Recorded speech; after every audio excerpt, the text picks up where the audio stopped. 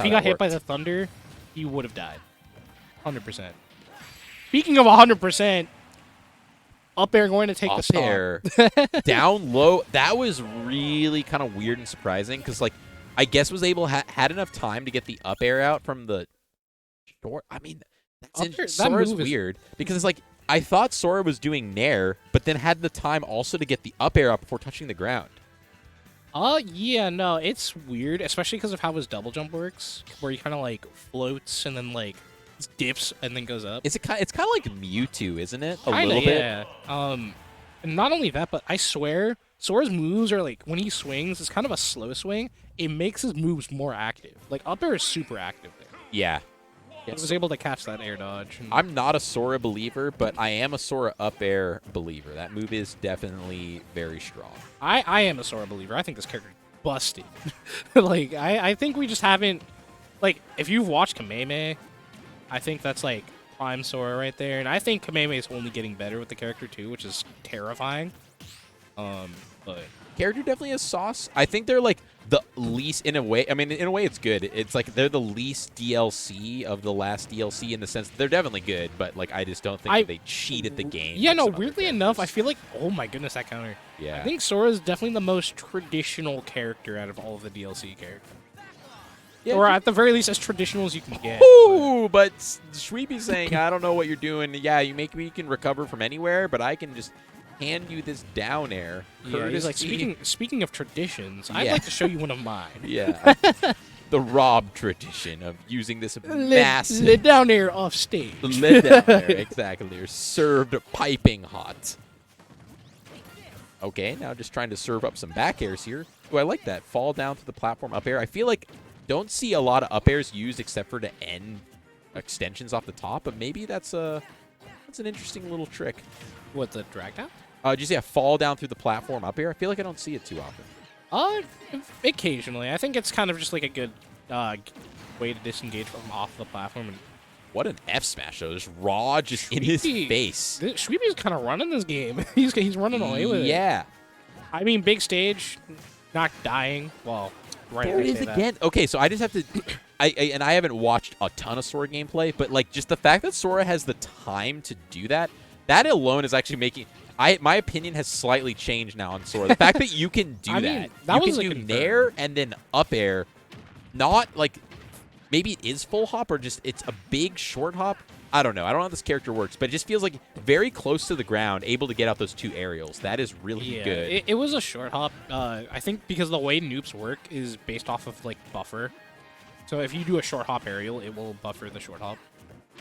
Or if you do an immediate aerial, you buffer the short hop. So that's like the fastest it can come out. Looking for the back air. That's a thunder. That's a lot of damage. That's the first time I think I've seen the thunder actually set up for an edge guard situation. Soren is saying, "How's the weather up there?" Ooh, the confirm into the... Honestly, okay, I said, like, Shweebu is kind of running this game, but Infest is bringing it back. Bringing it back, yeah. He's fighting in its last stock. But here's the thing. I mean, yes, and this is still very doable, but the other reason I'm not a huge believer is Sora is freaking light. So, like, very, very much in kill percent here. Gets grabbed, probably dead. Gets F-smashed, dead.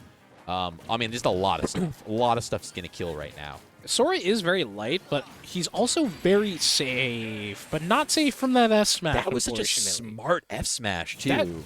That was like, I didn't think that had the. I didn't think that F smash was like Shweeby clearly knowing where you can put that and it'll hit. I just wouldn't think it would hit there, but it certainly did. Yeah, I mean, I do know that Sora side B doesn't immediately snap ledge. I think there's like a certain angle where you can snap ledge with it, but the angle that infested it did not snap, so. And that's the thing with characters like Sora that have these kind of like really like these good recoveries, but they require you to kind of like they're not as traditional. There's always going to be that room for error where you just have a hurt box floating out there where it shouldn't be, and you're going to get clipped by something like that. Yeah, sometimes. God. Oh, okay. Switching back to the ices. Was not expecting that, actually. Okay. The counter pick meta is real, guys. I think you're right in terms of the experience between these two. But I mean, I like this for Ices in terms of being able to just combo this character to death. Like, just giant body that you should just be able to potentially, maybe not 0 to death, but kind of 0 to death. Pretty, if you can really get on top of them and get a disjoint going. Let's see. Both characters operating the spin cycle right now, but Yeah. yeah, Ice Climber's proven to be a little bit more effective with their spinny move. Yeah, that's a Samsung washing machine versus a like 80, you know, an old Maytag from Sears back in the day. Oh, but this sometimes Sears Maytag. Sometimes you need the all reliable. All reliable, made in America. Sears Maytag is going to show you how it's done.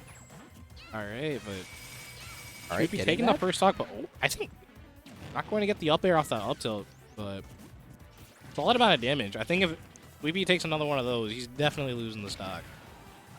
I like the attempt there with the down tilt on the Anna to try and get him out. Oh my goodness, that was a really smart up air because we saw that down tilt in like the previous set versus Edog. Oh, and right. that thing is so active because again, it's 2 down tilts coming out. And like Rob probably would live because Rob's crazy and has fuel, but even still, Rob would have been in a terrible situation and maybe running out of fuel and just primed for going out and just getting back aired or fared. Yeah, but throwing out that up air, like that's definitely some matchup knowledge from Shweeby, you can tell.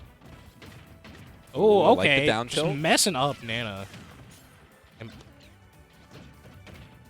All right, just duffing Nana off stage.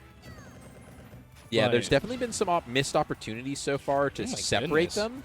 I mean, honestly, like these two have not really been together for like the last 12 seconds. We're seeing more of it again, where it's like Here come the disjoints.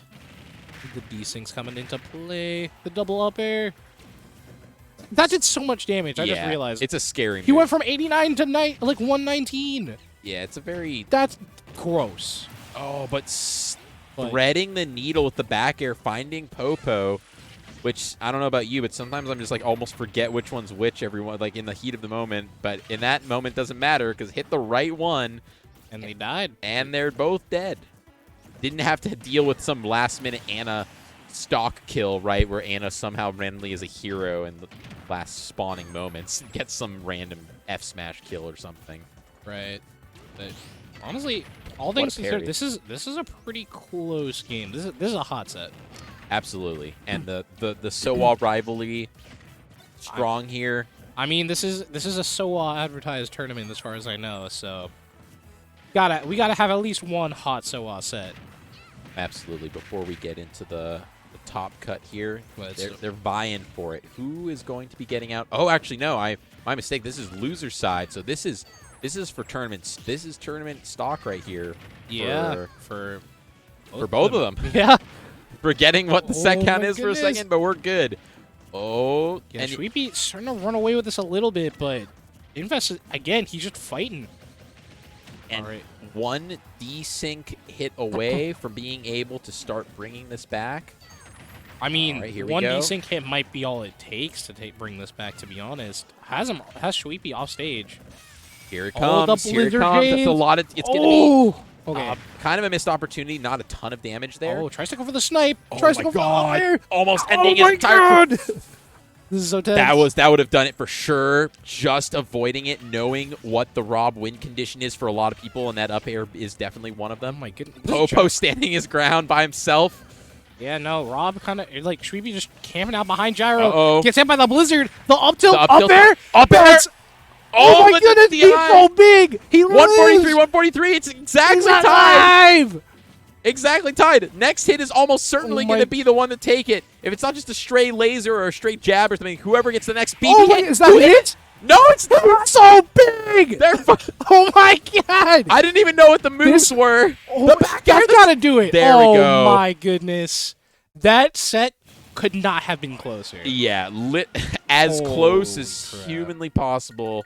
Popo coming through for his sister who had been knocked away earlier. It's like, 2 don't to worry, sister. I'll do it for you. I'll do it with my hammer. Dude, I thought Rob died like 3 different times. Yeah. Well, when He's- they had that kill screen in each other, I genuinely was not. I just wasn't sure what the either move was.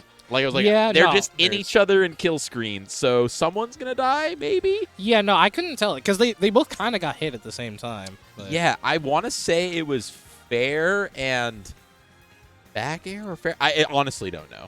Yeah.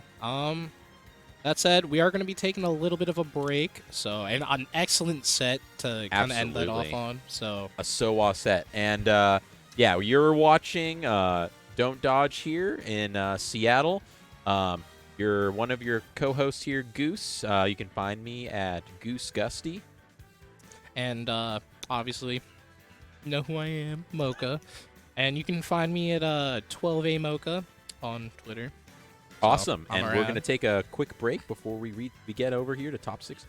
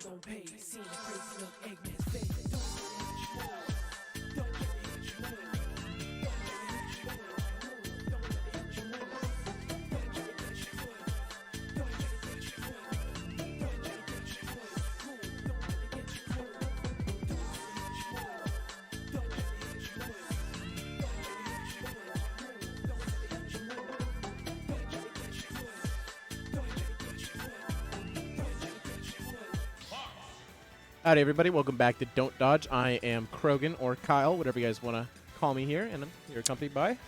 Goose, I'm still here, sitting in front of this wall of Pokemon cards.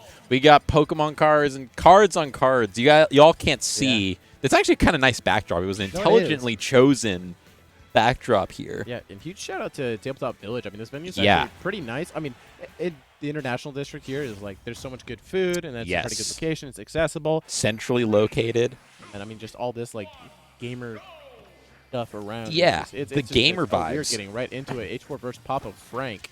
Papa Frank, definitely one of my favorite players to watch in all PNW. I'll go ahead and say it. I love watching him play. Just his movement and just very emotive player in the camera as well. Yes.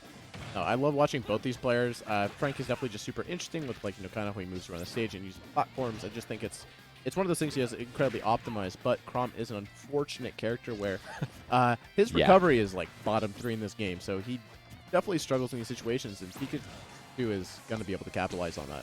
With that being said, doing a really good job of just, if you're going to trade hits back and forth, Chrom definitely can go beat for beat with Pikachu. Got some strong moves, and definitely, I actually don't know where Chrom is on the weight. Probably very smack dab in the middle if I had to guess. But at this war of attrition right now is looking pretty darn good. And, yeah, Pikachu's fine. Pikachu's totally fine, but not fine in terms of percents. Very much in kill percent. Yeah. No, especially when you have these characters who are willing to take trades. It's usually like, you see, like, Snake is like a kind of like the #1 example where, like, they're going to live longer on average, so they're fine taking this trade damage because, I mean, Frank's been trading, and look, he's only at 64, and H4's at 140, and it's been working out. But this is a... Yeah, not going to kill, but that's an unfortunate situation to be put into. I'm surprised that reached there, actually. I am, too. I thought that was the correct read from H4 with the F smash, and I'm very surprised that did not connect. That was a deep landing there. I mean, going from that high up, and it actually still connecting. Okay, this is definitely going... I mean, H4's kind of brought it back super hard right now, and Frank's really struggling to find this kill. Okay, I like the usage of the upbeat there, kind of facing it the way where it's going to connect on H4 and swinging him down. Oh my god, Need's still alive. It's really weird seeing, frankly, both of these characters at this high of a percent. 173. I mean, Pikachu's going to die to just being breathed on at this point. Yep. Okay, I like that a lot. Skull bashing into the wall and then using a T-Jolt to kind of guarantee his a little bit of safety as he goes back up. But starting off with a little bit of damage right now. That's 40 quick percent. Still in disadvantage. Frank is kind of struggling right now. Off stage. Does he have jump? Okay, it doesn't matter. Air dodges just right dangerously. That looks so funny. Just like he squashed him, kind of. Just landed on him, and it was back air, but just kind of looked like landed on him and just deleted him. Yeah. Well-timed back air right there, and that, Frank has kind of brought it back to an even stock, but I mean, already racked up 7%. Okay, what are you going for? Should be trying to stay as far away from the edge of the stage as possible, really keeping this centralized.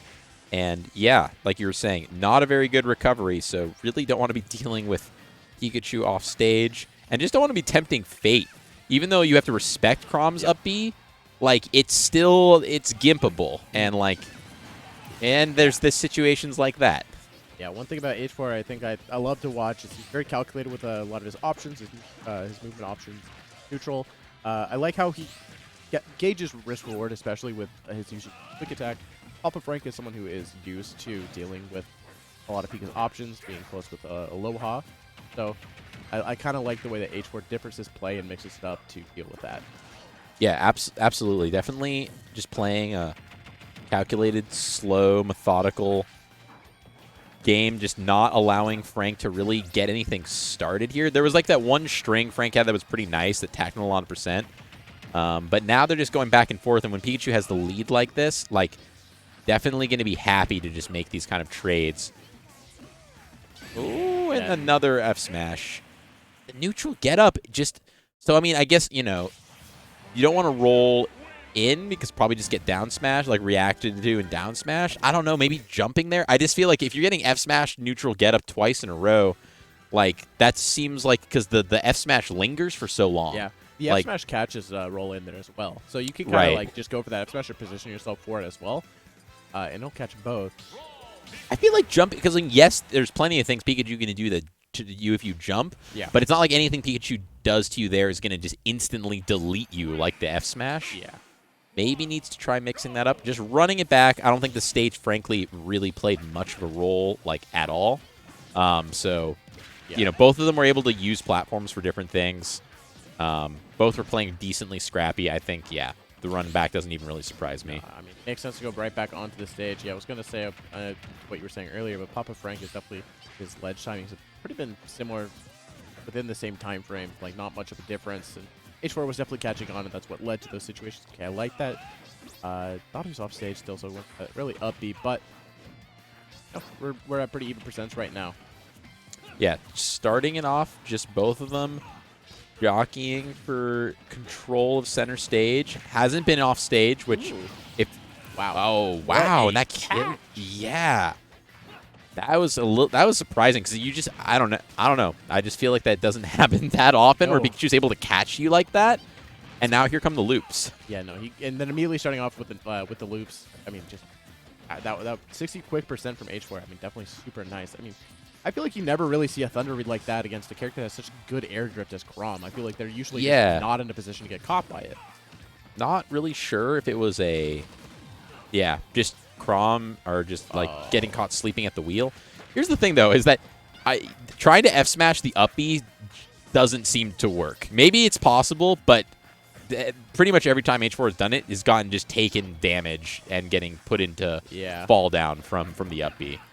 And I just don't know if that's Frank kind of putting himself in the right spot with the up B and like timing it or like getting himself in the right position, or H4 just dashing a little too far forward. Because I definitely feel like Pika F smash should outrange. Yeah, it definitely can. Just maybe not quite getting it perfectly, but it doesn't seem to matter because down smash for sure going to take the stock, and we're looking at a 3-stock deficit here. And I mean, 123 definitely decently high for Pikachu, but I don't know. The momentum from this game just Wow. That was a really nice catch Yeah. at neutral right there. Going for that quick little dare. Nobody really expects like a dare out of shield or a dare out of a disadvantage option like that, and caught a Frank off guard. And got both hits of it too. yeah, actually, Pikachu, I love hearing. He hasn't been touched this entire stock. Yeah, it's been a thing. It's like Pikachu's like, people can refuse to get hit or killed by Pika. I'm like, yeah, Pika could do the exact same thing.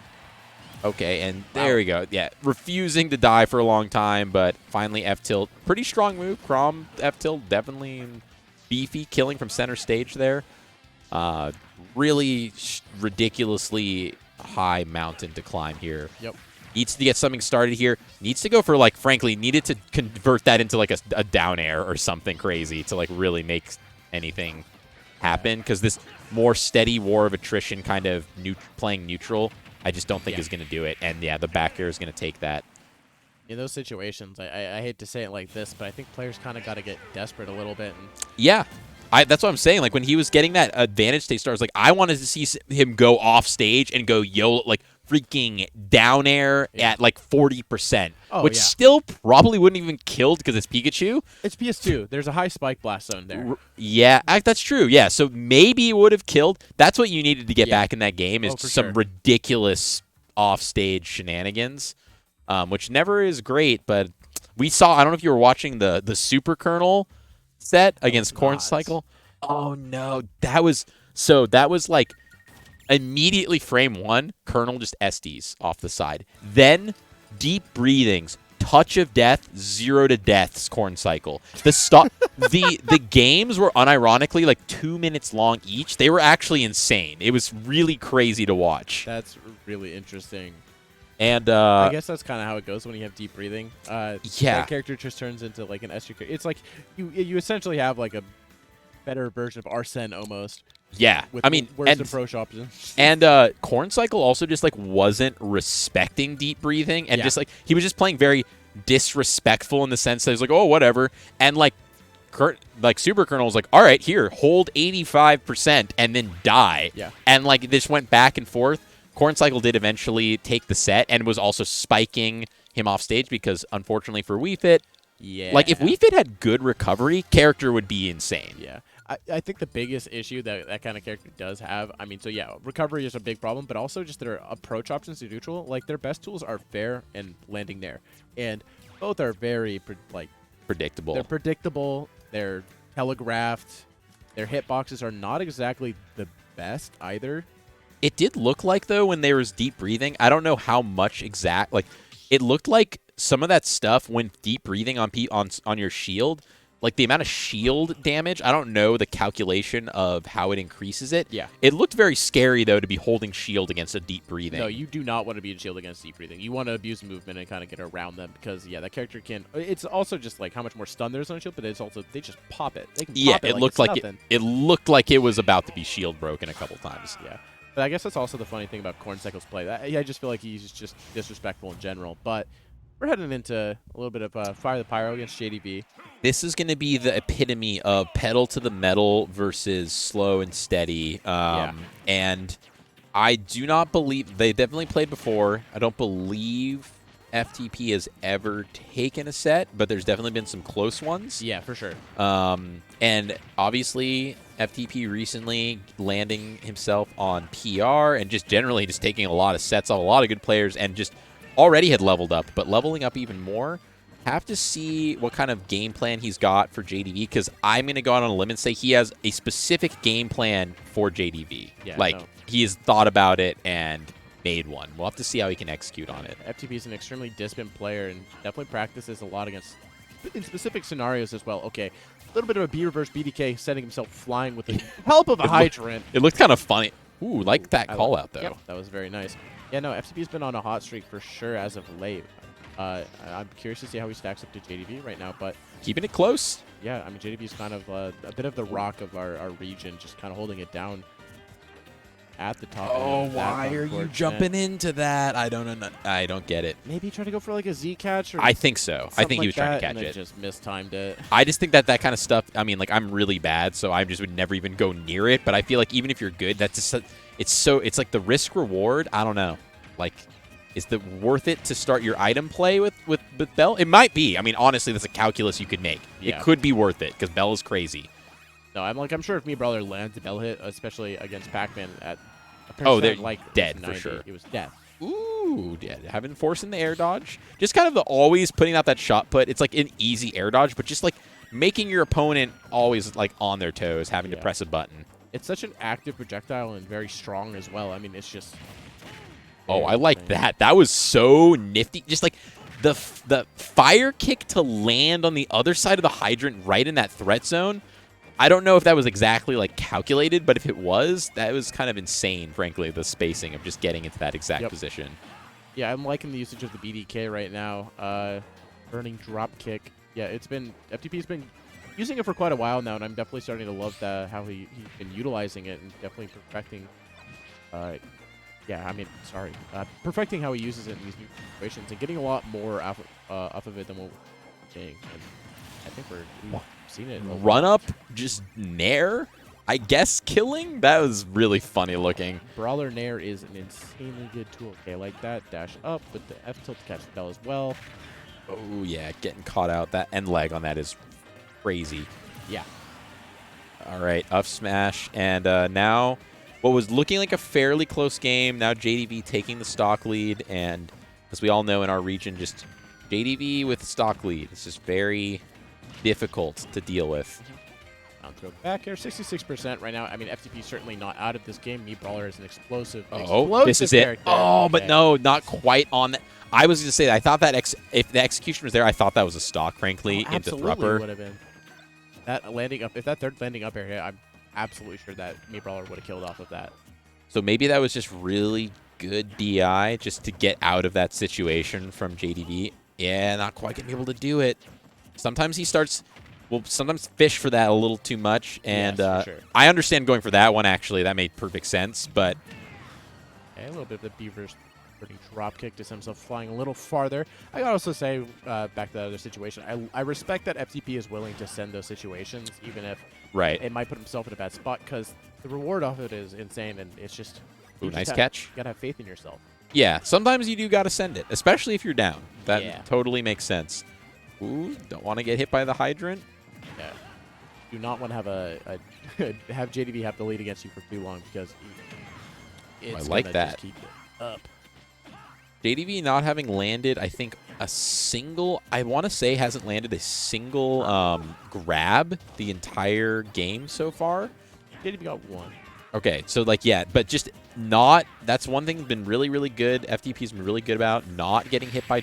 Oh my god, that lasts for so long. That's unfortunate. Yeah. It got extended to It by did, the bell. yeah. FTP running in and Even in my like bad player brain, I was like, wait, I'm pretty sure that the way that bell works is that it can extend the lingering hitbox there, and so like I understood him running in, and he's just thinking, I think to himself, just like, God damn it, just like because like it was the right option, right? F smash definitely punishable, but unfortunately in that instance, JDV just. That was also like if it's not an accident, right? JDV is a very very intelligent, calculated player. He sets up a fortress of pain for you to either get hit by or allow yourself to run into. So yeah, the reason why he's #1. Definitely, just a very consistent, strong player. Has a lot of situations kind of lapped out. Yeah, I mean, just JDV finds ways to win games like in a different way. I feel every single watch him play. Yeah, that was an interesting one. I don't think I've actually. I think I've maybe seen it a couple times, but it's not super common by any means. There's always something. Now, okay, so this stage, definitely understand the pick and like lot of opportunities for Thrupper kills. JDV is definitely gonna be able to get some stuff off the platform as well, so we'll have to see who's actually able to capitalize on the pick. But I think it's fine. It's definitely a good one for Brawler. Yes. Oh, but God. Down toss Bell into the F smash. I mean, good situation there by JDV. Recognition to find that. I mean, hey, it's a quick early kill right there. I was going to say, though, that Brawler, especially with this middle platform, the platform to the top blast zone just works really well for the down throw of the... Yep, and that's not... Oh, it is going to... I was like, that's not going to kill? I was like, yeah, no, that kills. And that's one of those... I looked it down the percent. It was like...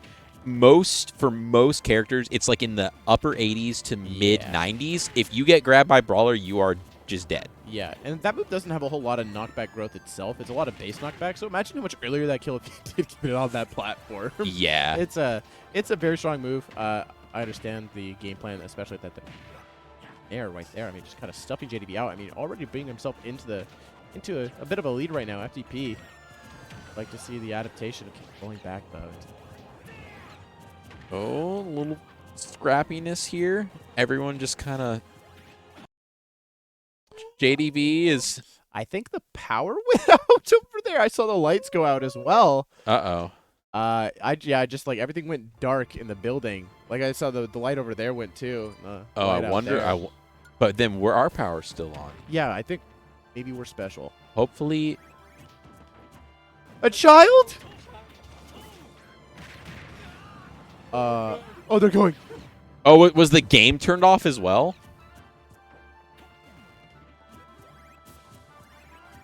That's unfortunate. But we didn't miss too much, and it's still very close. Well, I'm sure we missed a lot, actually. But what we didn't miss is the end of the game, and it's still 2-2, and essentially, I'm just going to say it's pretty much even. Although, unfortunately, for FTP, the Thrupper range is, now this is where it gets tough to find some of those kills. Oh. And F-tilt at ledge, yeah, you can't be hanging out there too long, especially at that percent when your invulnerability is very, very brief. Yeah, it is definitely very brief. JDV as well. Just kind of put himself in a good spot. Okay, yeah, especially with the hydrant pushing JDV. Oh, my God.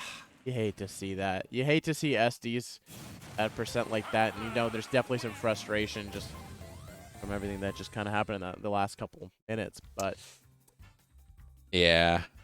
That was unfortunate. Yeah. Nothing to say. Just unfortunate. But, I mean, FTP still putting on a pretty good showing overall. You're gonna be seeing more of him throughout this tourney. Like, absolutely. Oh, yeah. The losers run imminent. Feel very... I was trying to give, I don't know if that set even actually happened based on, like, where people went, like, because, it was before bracket had started, so I don't know if this actually occurred. I was given that, the banjo player... Bradoof, yep. Yeah, who's random up and coming. That dude's a good banjo player. Yeah. I don't know if you've been watching his gameplay. He's been getting pretty good. His Archer set was... Archer was... I don't know if Archer won. It looked like... I saw him win game 1, but it was making him work for it, definitely. And just, like, is a solid... Like, has the banjo stuff. And I was trying to give him... It was like he was on pace, I think, to play FTP.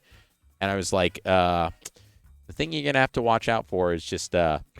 gonna hold forward on you, and you need to figure out how to deal with that. I feel like Brawler Nair essentially just beats out bitch. I think that's basically. I was like, see, he's gonna come in at this diagonal angle where you don't really have anything to deal with it. Yeah. And like, even it's like I've played so many friendlies with them. It's like I as Samus have a fair to deal with that, which is pretty good, and it still like doesn't work a lot of the time. It's just so good and so fast to come in, and if you get touched with that, FTB is labbed so much that like if that happens, it's just either if it's low, it's 50%. If it's mid%, you might just be dead because you're going to get up tilted onto the platform. Yeah, no, usually the risk reward for him using that move is so skewed in his favor. I'm just sitting there thinking like, how does Banjo actually deal?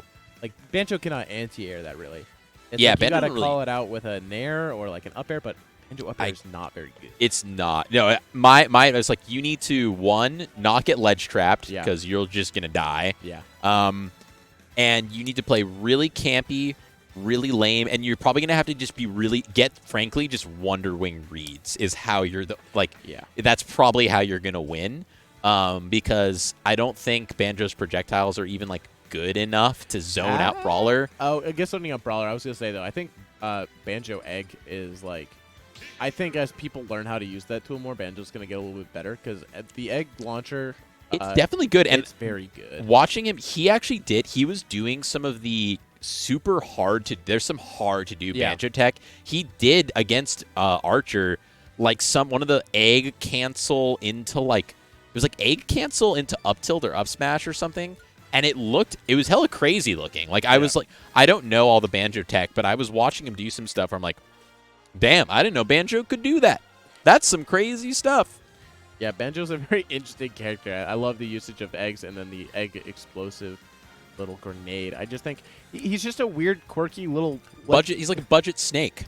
Yeah, actually. He's like a budget on diet snake. He's got the same up tilt, essentially, but it's way worse. But way worse. Way worse grenades, but still pretty good. I mean, down throw is kind of like the same thing, but it's just you read if Barry, they mashed out a Barry instead of getting grounded. Yeah, it actually, and I didn't actually come up. Someone else watching the set came up and I was like, that's actually hella true. Budget snake is a good way. Like, different recovery, but both of them have good recoveries. Yeah. All right, now the fun thing, now always... Top 8 match? I have no idea. Top 8 match. We got Pokemon versus H4. And we've got the Sephiroth back. Everyone loves the Pokepen Sephiroth.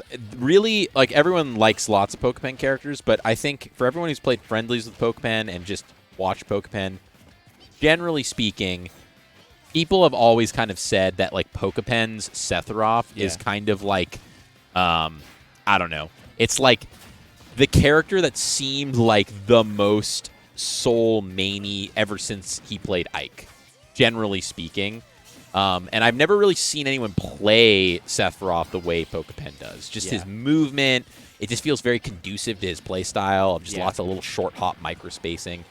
As I'm saying all this, getting blendered by H4 kind of off stage. Yeah, that's definitely a weird thing. One thing I think that we see a lot from Pokemon that we don't see, I mean, like right there, it's the side B usage that I think is the big difference between Pokemon and a lot of other Sephiroths. Kind of using it there, it broke both Tegel and went through, and then that was 2 grapes floating onto the beach. Yeah, and also just the momentum shift of getting that side B in. It's like all of a sudden you got to respect the fact that there's this thing that's going to get you probably. Oh, just poking him. That was, what a reversal just in momentum. I felt like that was all H4 for the really beginning of that, and then Pokemon just able to find his way in. Yeah, no, definitely. I've been loving to see Pokemon kind of commit more to the Sephiroth and the Rob because I think they're very unique in how they let him express his play, and it really shows through. And it's just, it's fantastic. Ooh, that unfortunate. I like the idea from H4 trying to use the roll invincibility to try and get through the orbs, but taking a lot of damage for that. And since those things always send you back towards the blast zone off stage, has been put into a bad situation. Definitely needs to not this that rhyme angle here makes it back. That nair reversal. Oh my! Pokemon just like reversing the situation somehow. Yeah, and Backer's gonna kill. The kingdom is crumbling right now. Just H4 kind of in shambles a little bit right now. Really, yeah. There we go. Getting the dash attack in to take that. Yeah, the little jab 1-2 in the wrong way there, and Pokemon unfortunately getting the dash attack for it, but. already up a whole stock against H4, but once again, that was pretty. That could have gone awry pretty quickly. H4 though, he got some pretty good combos. Oh, not getting the spike kickbox that he wanted. I saw what he was looking for, and it just barely missed on that. That's unfortunate. Okay, yeah. Unanswered stock so far, though. 80% completely unanswered. And, ooh, I like that little little side B. That was very interesting usage there. How did he get the grab? What even was that? It all started with that side B. He got the up air, the side B going, and then there's immediately a lot of pressure applied, and Pokemon starts to play the game differently as a result. It was just so fast. He just the back throw just didn't even look like it real. It just happened so quickly, and it was back throw, back air. Yep, that's an up smash out of shield though.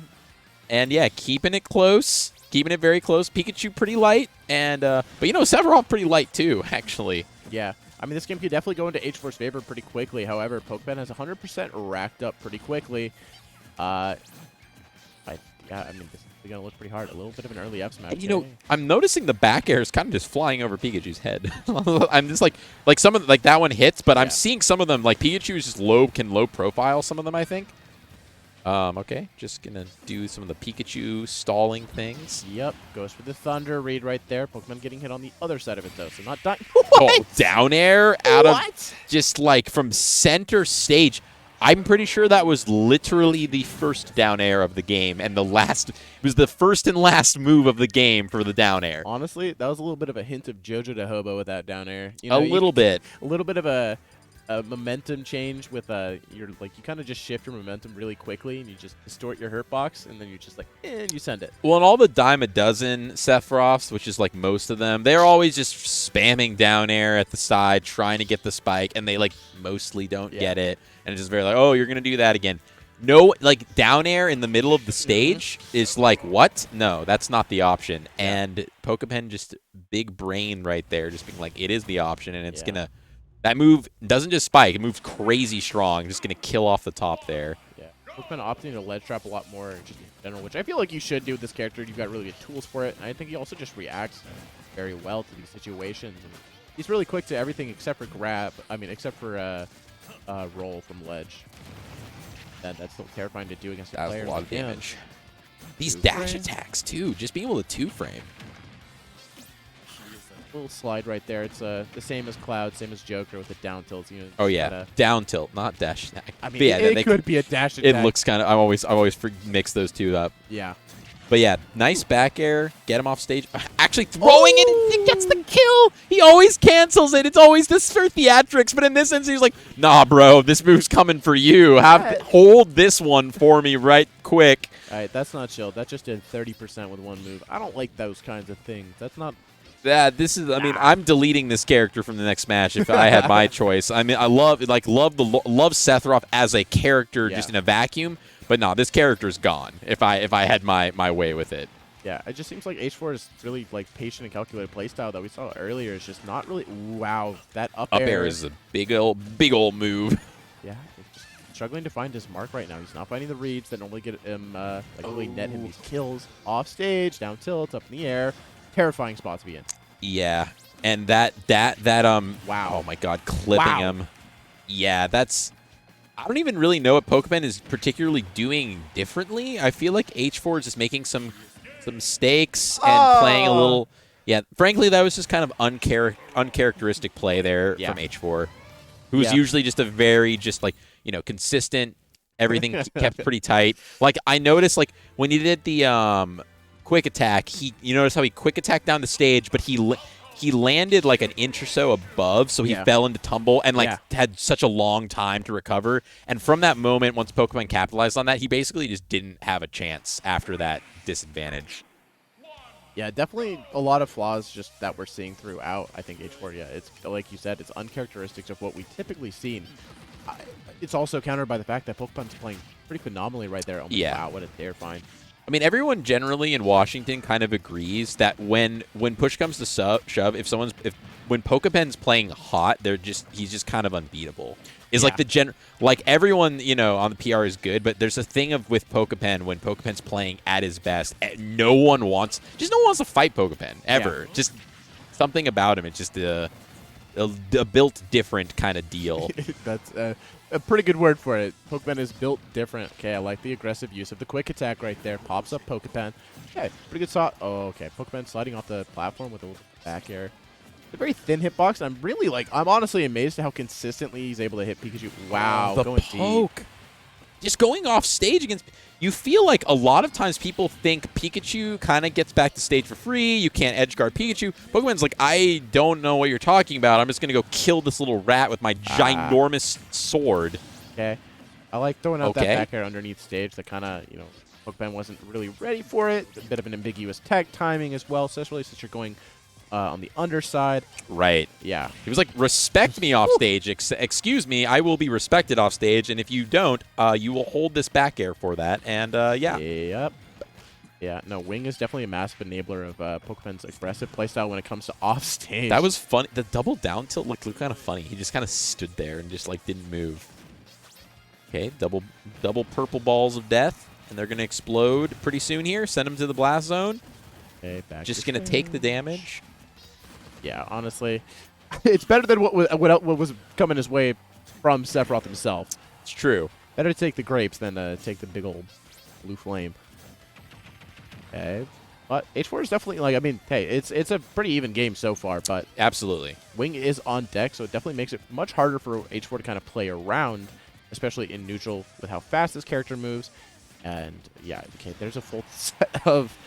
What is he doing? What are you doing, bro? Oh my god, that was so scary because you go under stage, that turns into a tech situation, and I don't understand that. Yeah, I don't understand it, but yeah, I don't know. That was a setup and a half right there from Pokepen. That frame trap situation with that up air into the fair to catch H4 off stage, who essentially was forced to up B or else die, and still dies anyway. And yeah, and for all I know, maybe if he tried to go to ledge, there was just down tilt waiting for him, and then he's gonna get exploded with the purple grapes, anyways. Yeah. So maybe, frankly, maybe it was big brain to go under there and just take the grape damage underneath. But up throw. Up throw? People always forget. Pikachu up throw pretty nice. Yeah, Pikachu kind of especially with those high percents, kind of puts you into 50-50. It's I'm gonna dash attack you, or I'm gonna grab you, and both of them will kill you.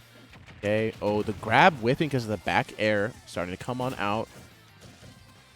Those things you typically see from Pika, where their hitbox shifts quite a bit. Okay. Oh, just a missed, not able to turn around for the grab. And H4 just, starting to bring this back. Definitely going to have to contend with Wing here pretty soon. Just taking the damage. Just sit center stage and just let it happen. Sometimes, yeah. Just probably better than just trying to do something fancy and just losing for it. That's the first dare that Pokemon has hit, and the 7 that he's used past minute and a half. And I'm glad it worked out for him. Yeah, that move is kind of silly. How it's funny seeing the sword just go through platforms. Yeah. It entirely just goes through. Yep. H4, however, is definitely not out of this game. Yeah, he is. Yeah, I was going to say back air at that point. Yeah. That was just a little bit of a jinx, just a real quick one. Yeah. I think that wraps it up here for us.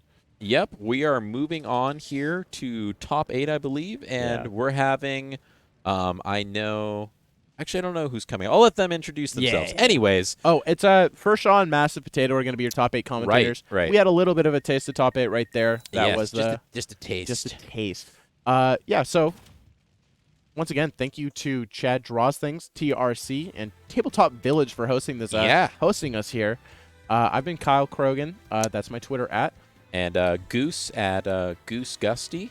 Thank you all so much for tuning in, and definitely want to stick around for top 8. And if you please do. And if you saw, for all y'all who haven't registered for Port Priority 7, Port Priority 7. It's in a casino. Very cool. N64. You get to play GoldenEye. That's I know I'm looking forward to it. It's your last week to register, so you have until Sunday to close out on that, and then just a quick 2 weeks after that, we'll be starting with Port Priority 7. The PNW Super Major. It's going to be hype. Hey, I think we're actually almost at that status too. We weren't a Super Major yet, but we're almost at enough. Almost. We're so close. Very, so very close. Let's get it over the hump. Yeah. All right. Have a good night, y'all. Peace out.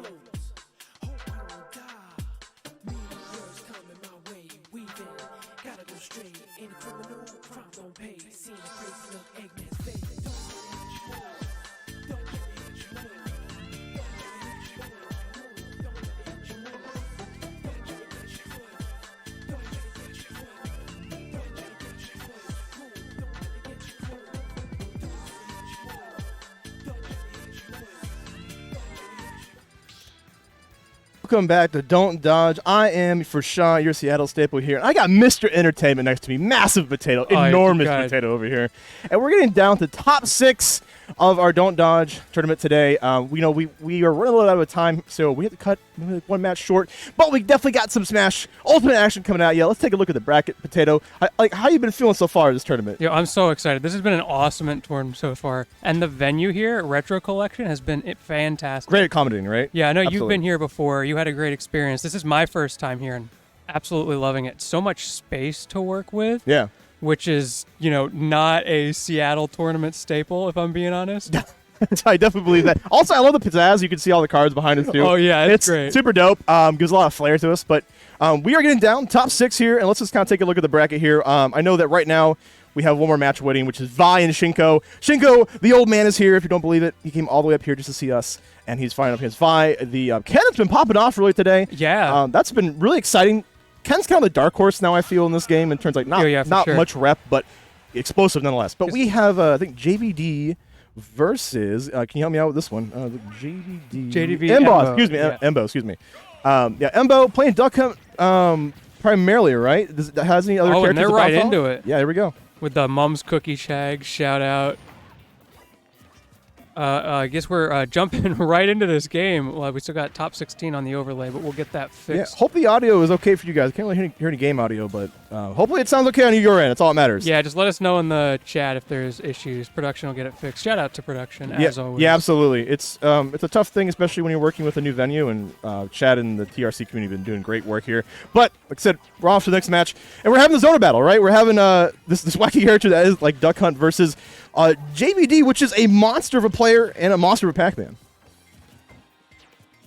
Yeah, I feel like it's so easy to look at sets like this and be like, oh, Pac-Man's just going to run away and charge fruit, and Embo's just going to try to zone break him and then throw cans at him. But there's so much more in the match that is just like those precise little interactions that make or break those zone break opportunities that Embo's going to have, how he places that can, how Pac-Man is able to get his hydrant down if he's able to, or if Embo can find ways past that before he even has the opportunity.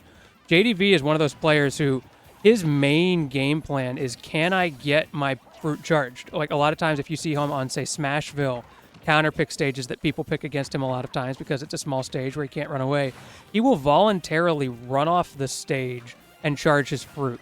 And that's something that I think a lot of people are not ready for. Yeah, it's definitely his win con. We've already seen it earlier. We had the bell kind of confirm into the classic smash attack, and that really just, it's kind of it looks simple, but it's very effective. All right, and now we're seeing Mom's Cookies throwing me off. Embo, just doing a good job of sharking, able to get some confirms here and there. We're going to get rid of that can just because that's to be like kind of the primary factor you have to deal with. Duck Hunt, it like glues his whole game plan together, and without that, he's not as effective, I feel. So you have to really use the Fear of Cannon. There we go. I just like to point out we already got an Earl's Melon coming out in this set. I know you be loving the Earl's Melon. I love my Earl's Melon. It's the best fruit in the game. All right. Can action. Going very high. Just to avoid any shenanigans here. I like the idea.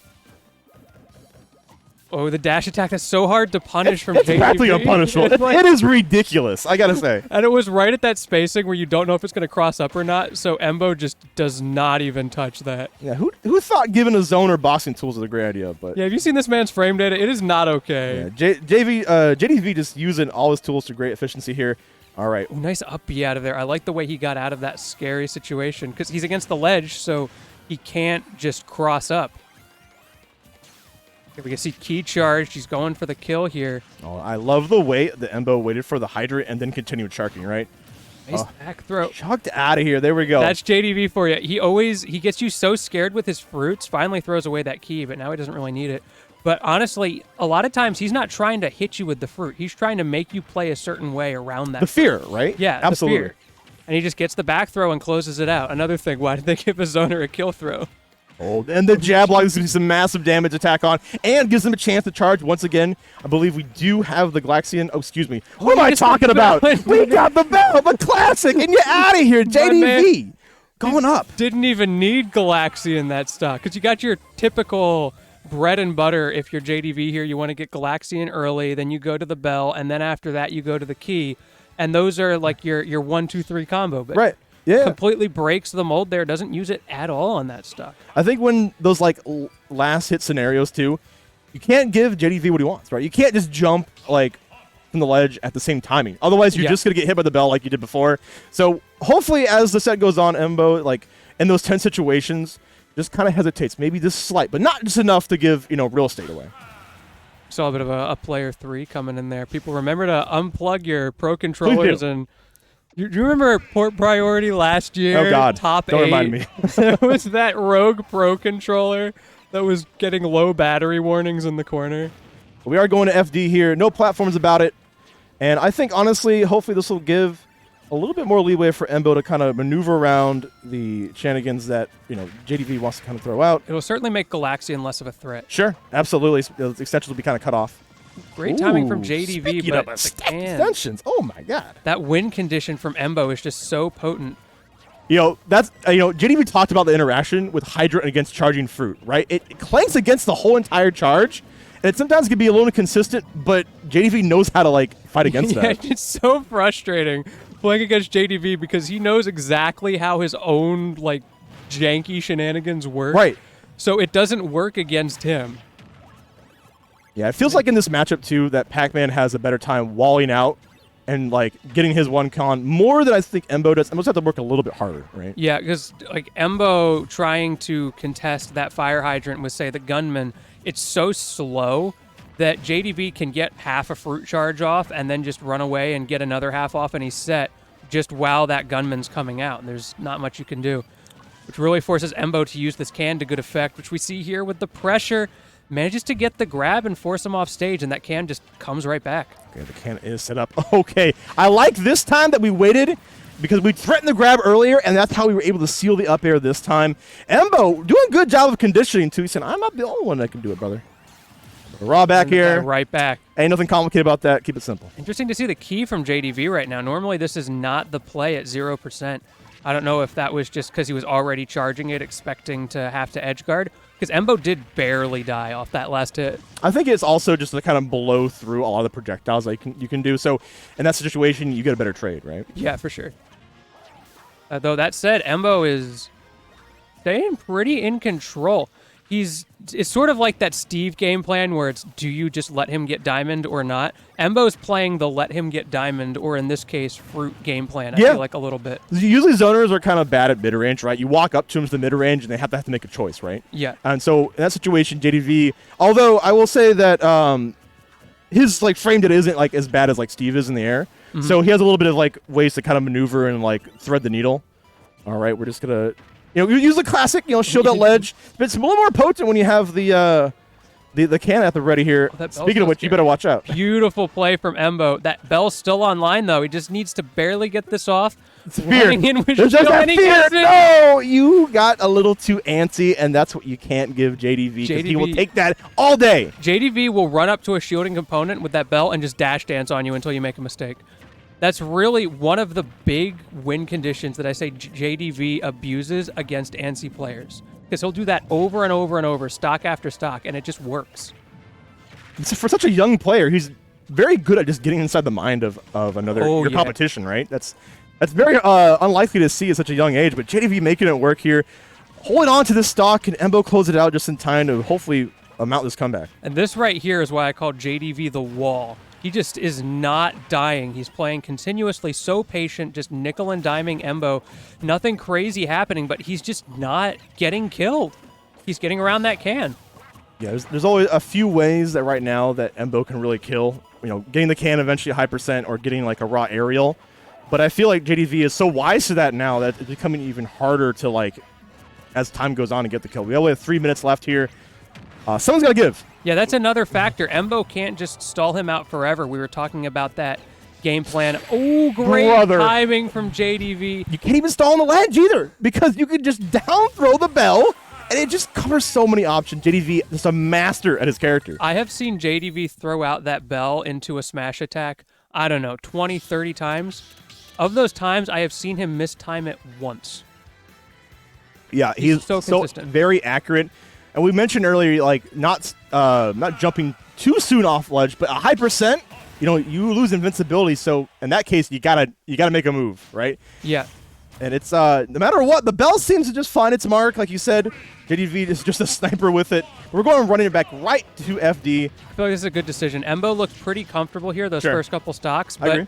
you know, a lot of zoner games, it's just about getting the first stock and then forcing the other person to approach. Because right now we're seeing neither of them wants to approach because neither of them needs to. JDV runs in, gets hit. This is not the situation he wants to be in, but as soon as he gets that stock lead, it goes completely the other way.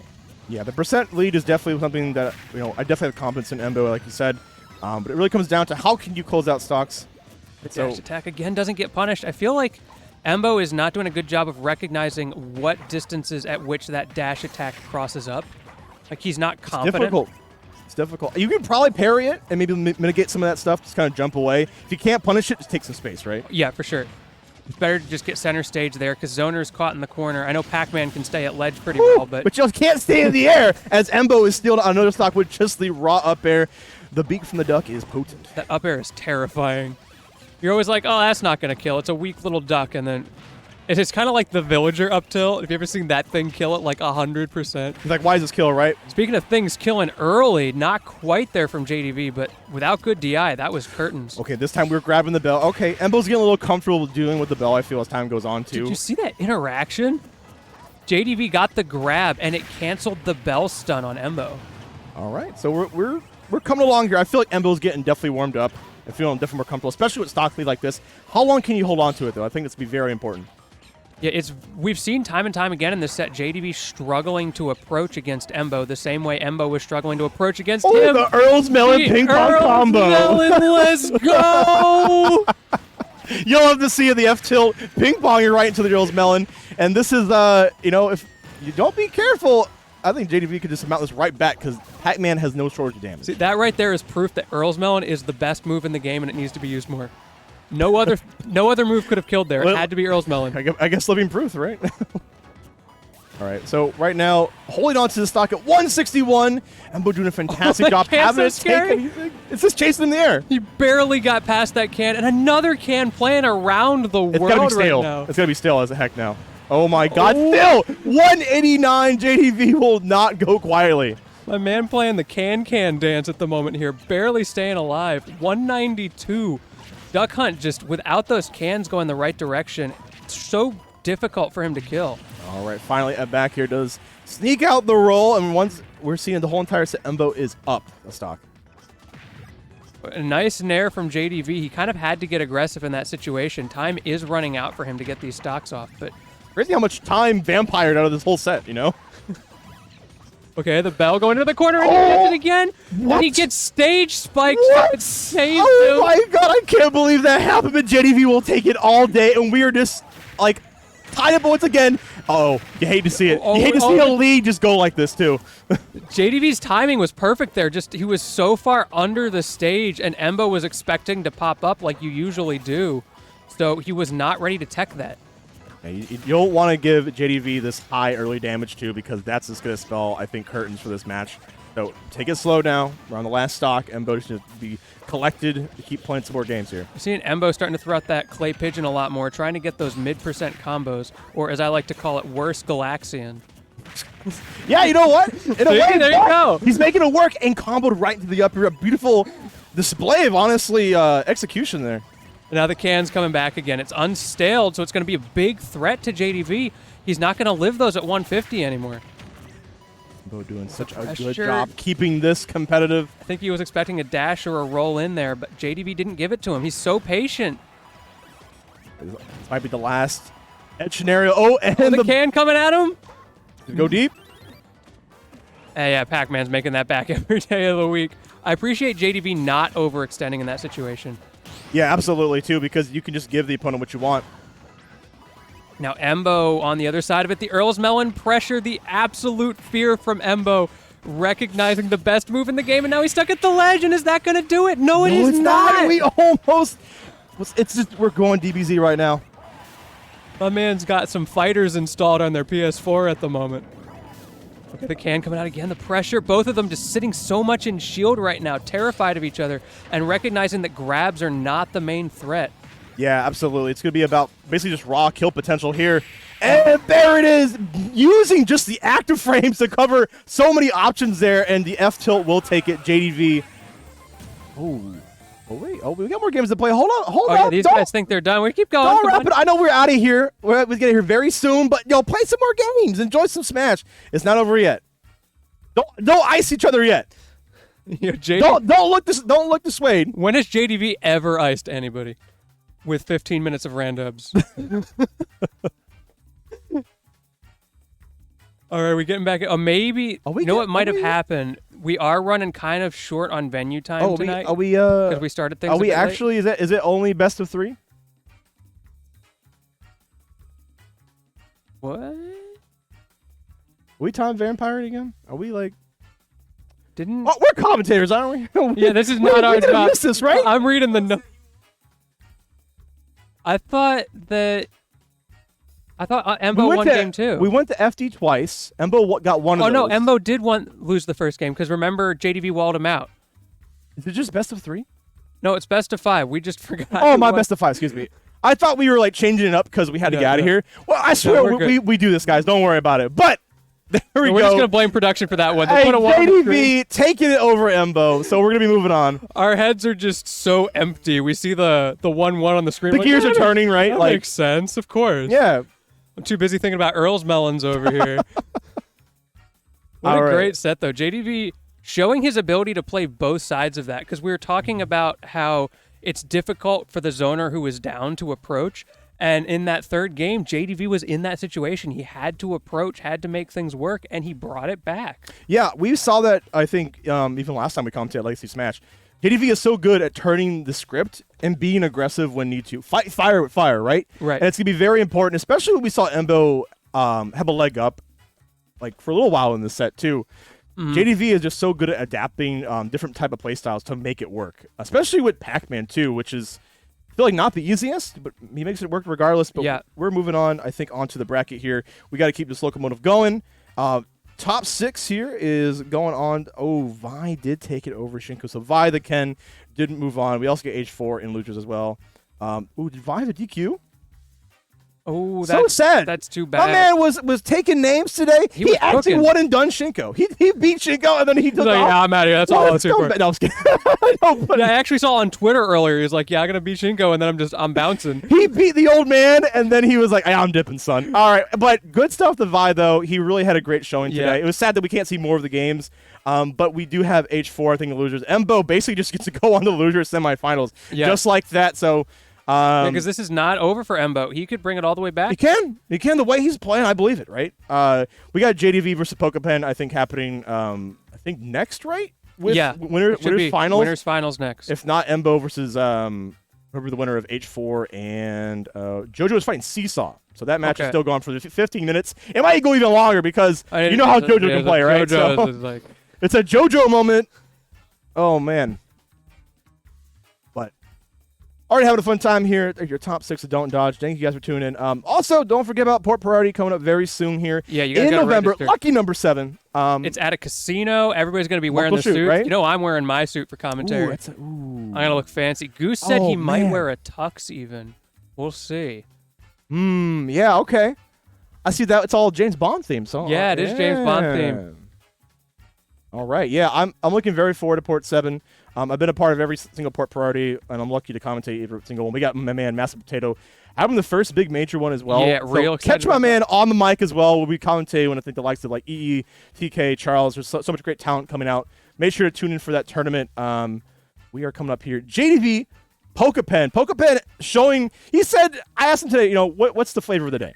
Yeah, I asked him the same. It's a Game & Watch counter pick and maybe a little Daisy. Honestly, I ain't seen none of that. I think Sephiroth do the most work. And I am here for it. I love that Sephiroth. Sephiroth is such a beautiful character movement-wise, and it's always great when you have someone like Pokepen who's got such great fundamentals to use those B reverses and those little wave landing things that he can do. Really satisfying gameplay to watch.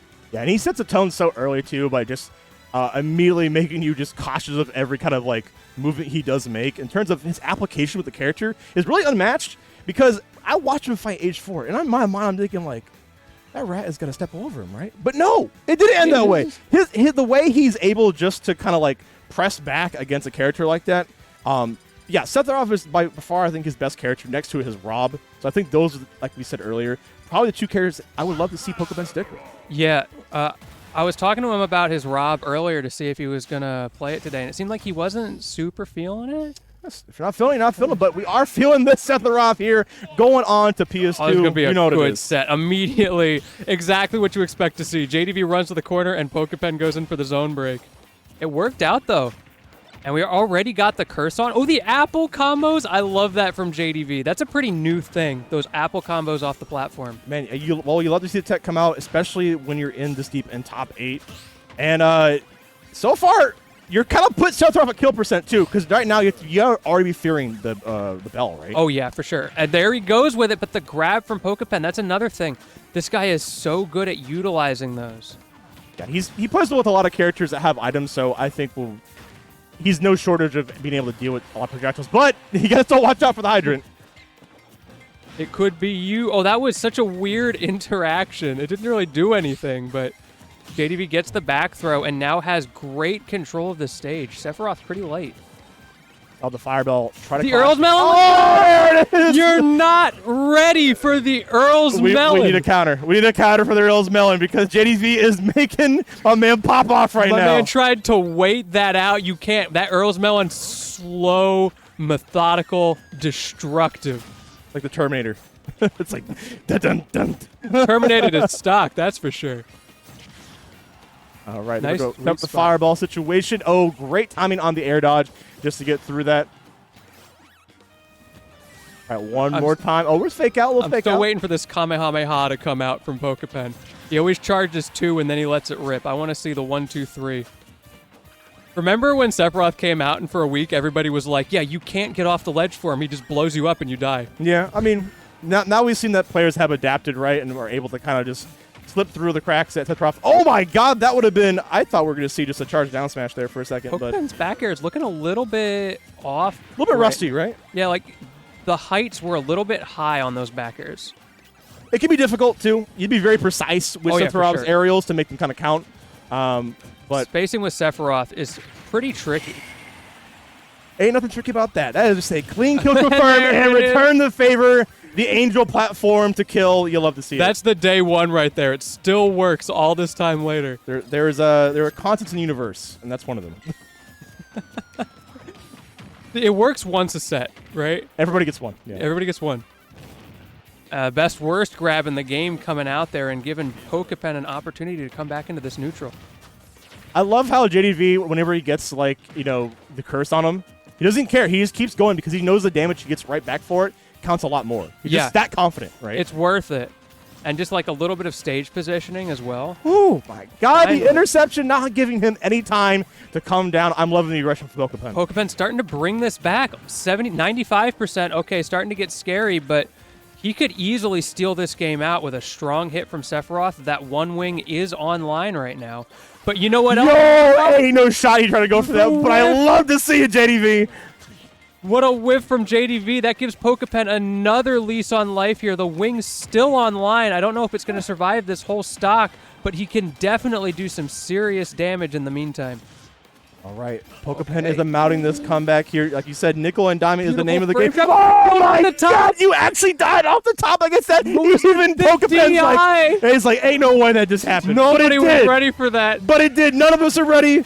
But Pokepen will take that all day. Good God, Pokepen taking the first game, stealing it even. I was watching the dot on the top and I was like, why is the dot getting smaller as he comes down? Just see my man just fly away and just like, what a world! And he's just gone, man. That was insane. I really did not expect that to kill, but oh my God, that is a combination of DLC privilege and I think just some sus DI, you know? I don't know. I feel like DLC privilege against a character like Pac-Man is just even the playing field, right? Like, both of these characters have got some sus. I will say, though, Pokepen really good at clutching out those situations. I've seen it time and time again. You give him an inch, and he's going to take several miles. Yeah, no doubt. And right now we're seeing a good screen control here from Pokepen, trying to keep JDV in the corner. He'd be able to kind of just bully his way back in. I think that's what you got to do, too. You have to bulldog your way against Sephiroth with him just kind of poking at you with this long measuring stick that is fair, right? I really like how in that, as you mentioned, that bullying situation, JDV recognized that Pokepen just had absolute ledge control, and so he just jumped off the stage and recovered a second time. Yeah, just kind of reset the It's situation. just not worth it. And he can get away with it with this character because even Pokepen, with how good he is only able to very intermittently do significant damage with these ledge traps. And sometimes JDV answers back just like that in the Galaga, but he whiffs again. That's the second big whiff on a Galaga follow-up this set. Yeah, you cannot outspace that fair. Yeah, hit him with the stick, okay? Let's see if we can get this edge guard up mounted. And the dare. Nice Great tech and the retaliation. Beautiful stuff from JDV. It's amazing that he is still alive. He's the only player I think I've seen that living that has done that. Oh, that was a little bit suspicious from Pokepen. Okay, instant buffer from JDV, saving him from a grab situation there. Good down B from Pokepen. Rarely see that coming out. See, that's what I'm talking about. I want to see the Kamehameha in that situation. I feel like that was the time. Because JDV is really stally on his recovery. Just to kind of throw off the rhythm, right? I think that'll be something he might pull out later when it mostly matters, but he's trying to finish off this first stock. JDV is so good at living. I got to say, 178? Yeah, and Sephiroth he has a lot of safe kill pokes, so really good stuff from JDV. So many parries coming out as well. Jerry forcing him low, but JDV was not in the situation to punish there. But finally, the reverse up air, such a safe option from Pokepen. Another thing we were talking about earlier, how difficult Pokepen's moves are to use in neutral, those aerials. That landing up air hitbox is really precise, but it's so good when you get it right. And then, yeah, once you start establishing that, you can rotate and just not go for it because JDV might be expecting it. And so it's a good way to condition. He has these length that you can just condition with those kind of type of aerials. JDV just got out of a really scary situation there with that triple curse. If he had gotten hit by that full combo, Pokepen would have had a clean follow-up. Right, oh my God, you got to watch out for that nair. That nair is such a good way to just to kind of catch you off guard. Okay, we're keep it calm. Wait, no sudden movements. Right? That is the player knowledge right there. JDV does that all the time. He runs at your shield for like 5 seconds and eventually throws the bell because so many people get scared and drop the shield. Yeah, and honestly, it throws out people that are just great really counter. Antsy. Yep, all right. Yep. That's the mix-up from Pokepen, the set play. He hasn't been using it, but he needs it now, so he brought it out when it mattered. Yeah, we've been seeing such great like matchup knowledge between these two in terms of just kind of able to avoid a lot of their kind of like setups and whatnot. But eventually, you do get edge guarded. No way! It just ate through the fireball. Yo, this man's DLC right now. What was that? I mean, with stuff like that, I believe it. Are we sure he didn't pay an extra $5.99 to Sakurai? Yeah, Sakurai said, we got DLC early in this game. Don't worry about it. You know who else got Pac-Man. DLC? Sephiroth here with the Galaga combos. Hey, yeah, we're mounted to a very close game here.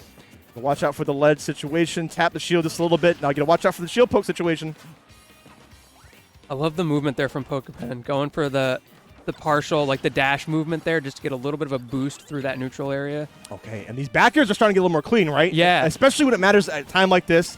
Close out of stock. There we go. Let's go. All the way. Kamehameha! You cannot escape. Not a chance. Oh my God, my man charged up all the MP. He said, there is no more turns.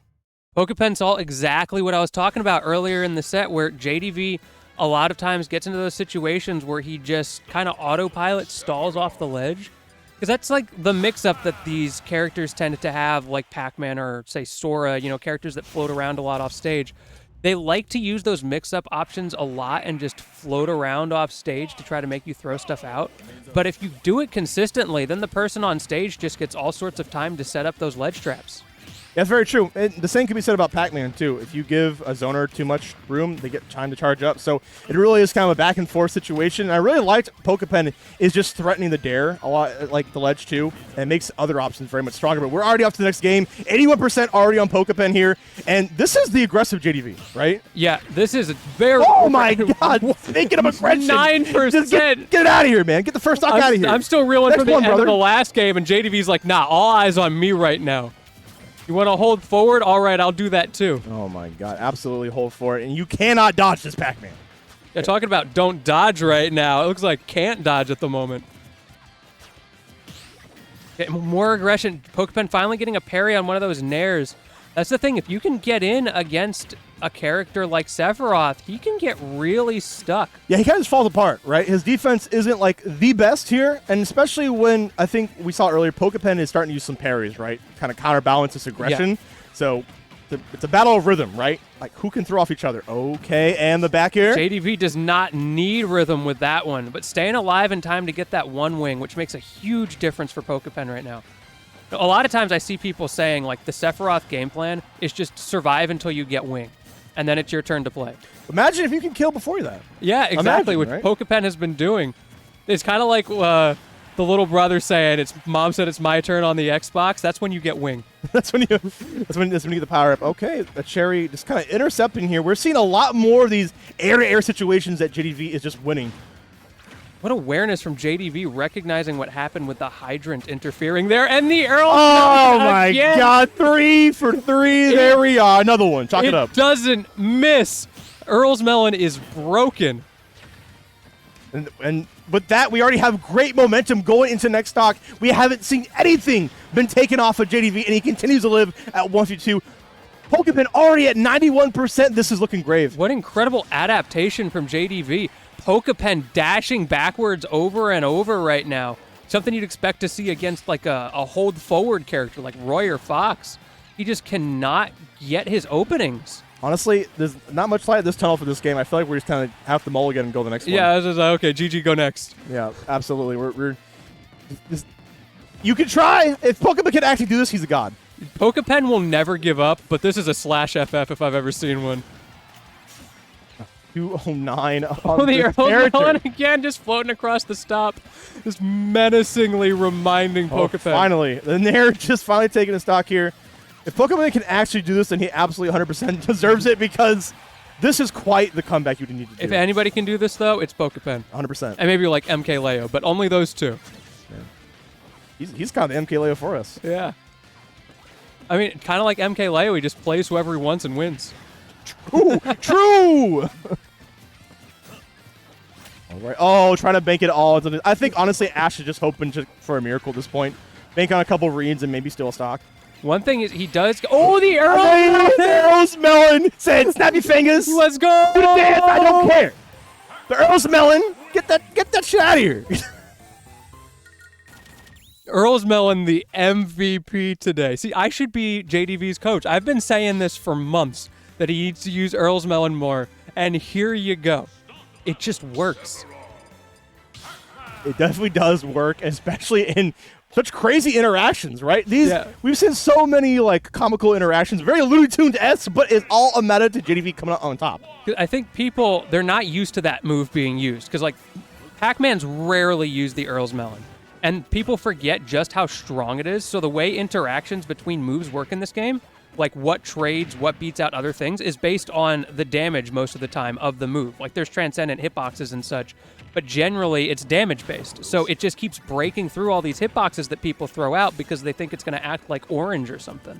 Speaking of damage, though, there's been nothing on JDV at the start here. We're seeing the coffins come out. 1-1-1 on Pokepen here. Okay, finally a combo. Again, as soon as that wing comes out, give him Pokepen the extra movement. But this is looking But for how scary. long, right? Yeah, exactly. That meter system, if he gets a kill, it may take it away from him. Oh, my God. Hold it like you mean it. You're going to get tossed for that one. It gives time for JDV just to set up and get the bell.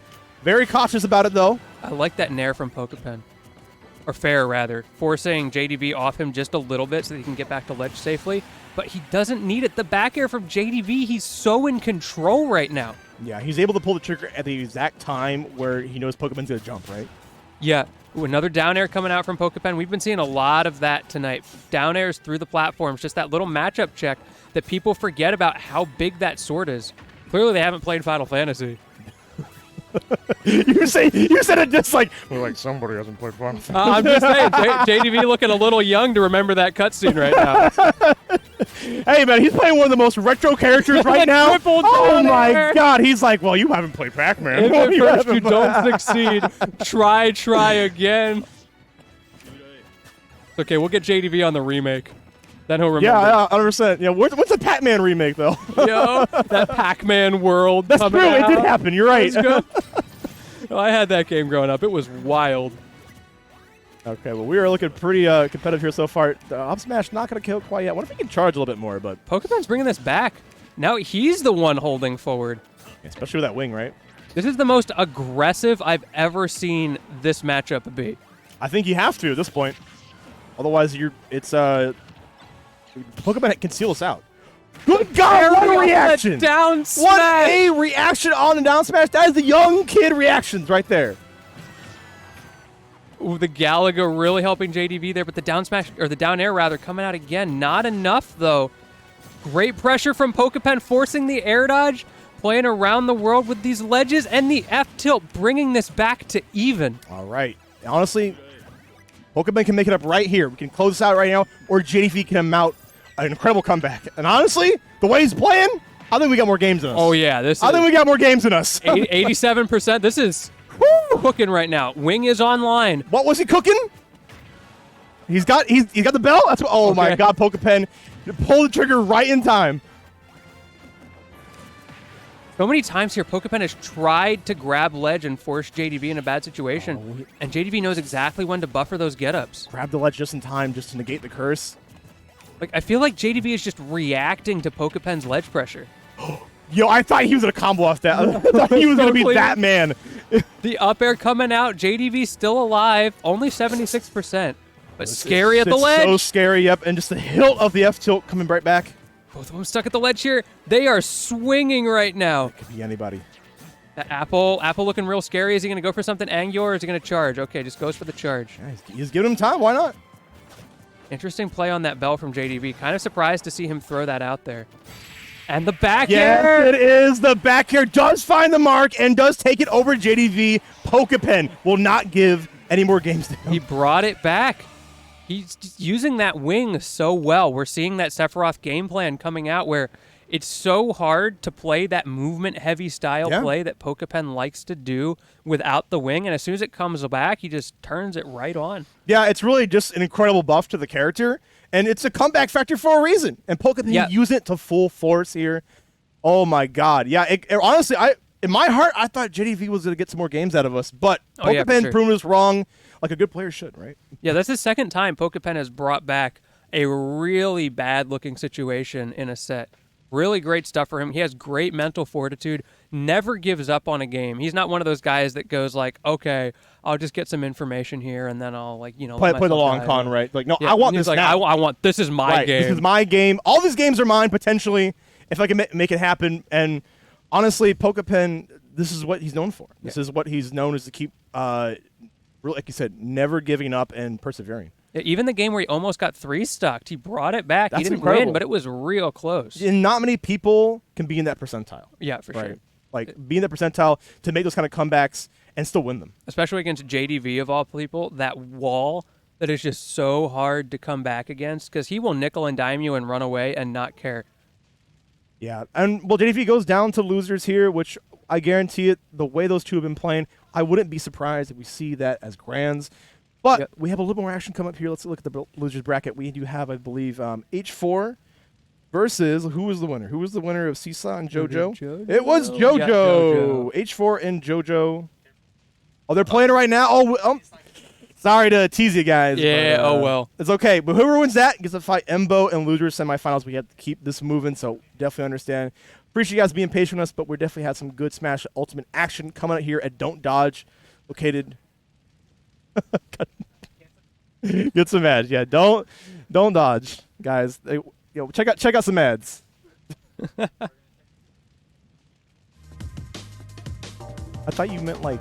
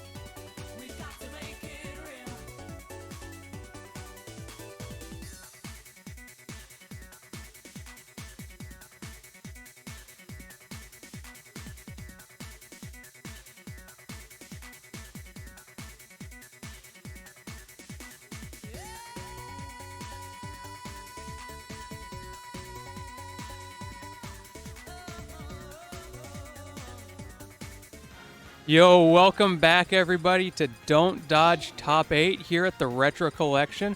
I'm Massive Potato here with my man Furshaw, and we're going to be continuing to carry you through, seeing some great sets so far and more yet to come. 100%. We have been here at Don't Dodge at this top 6, and we're just seeing some wacky matches and honestly just some incredible comebacks and just display of a variety of characters here. Honestly, it blows my mind to see characters like Pac-Man and Duck Hunt slug it out here, but also cool characters like Sephiroth, right? What are you trying Cool. to say? I'm saying cool and canon. Cool and Okay. canon, right? But, I love the retro characters, too. That's what Smash is, right? We can able to play, like, characters we don't expect, right? Yeah, my man likes villains.